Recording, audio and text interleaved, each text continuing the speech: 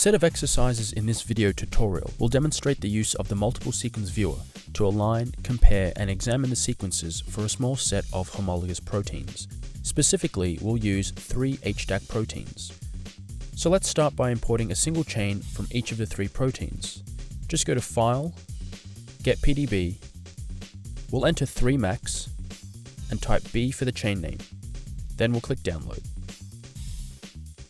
Next, we'll repeat the process but download 1T64 and also grab chain B. And then again for 1C3R, also choosing chain B. Okay, now all 3 proteins are in the workspace. So let's choose Tools, Multiple Sequence Viewer. Here you can see the sequences for all 3 proteins. Notice that they are colored by residue type, and each sequence is annotated with a secondary structure assignment labeled SSA on the left. Also note that all sequences start at the left and have no gaps. Now if you prefer to see the sequences wrapped, just click the Wrap Sequences toolbar button. I'll leave it unwrapped for now.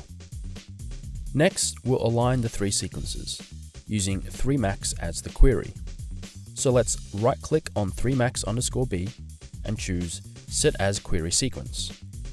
You can confirm it's the query by looking down here in the status bar. Okay, let's shift-click on the last sequence to highlight all 3 of them. And then now we can click the Multiple Alignment toolbar button to perform an alignment of the selected sequences. When the alignment finishes, which is pretty quick, you can see that there are now gaps in the displayed sequences. Now it's a little easier to compare the sequences if the annotations are hidden or removed. Now we can do that either using the Turner tree to hide them like so, or we can go to Annotations and then either uncheck Secondary Structure Assignment, or if you have many annotations, just click Clear Annotations. If we move the pointer slowly over one of the gaps, you can see the tooltip information for each residue. The position in the sequence viewer is given first, followed by the 3-letter residue name and number. Now the residues have not been changed, only the position in the viewer.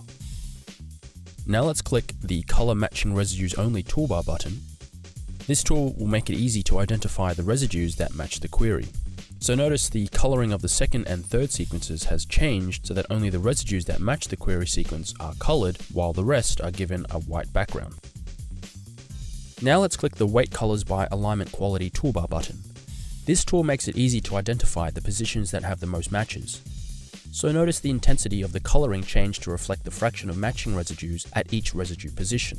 For example, where all 3 sequences have the same residue, the color intensity is at its maximum. Where only 2 residues match at a position, the color is medium, and an even lighter color for query residues that don't have any matches. Now the multiple sequence viewer has a number of useful annotations that can be displayed below the sequence. We've already seen the secondary structure annotation, which was shown by default, so let's show a couple more examples. Let's choose Annotations, Ligand Contacts. Here the structure is analyzed to find the contacts of the ligand within the protein. The ligand is represented by a row with positions marked in red where there are close contacts, less than 4 angstroms between heavy atoms, and in orange for other contacts, less than 6 angstroms, and residues beyond 6 angstroms from the ligand are shown in grey. Another useful annotation is to show B factors. So let's choose Annotations, B factor.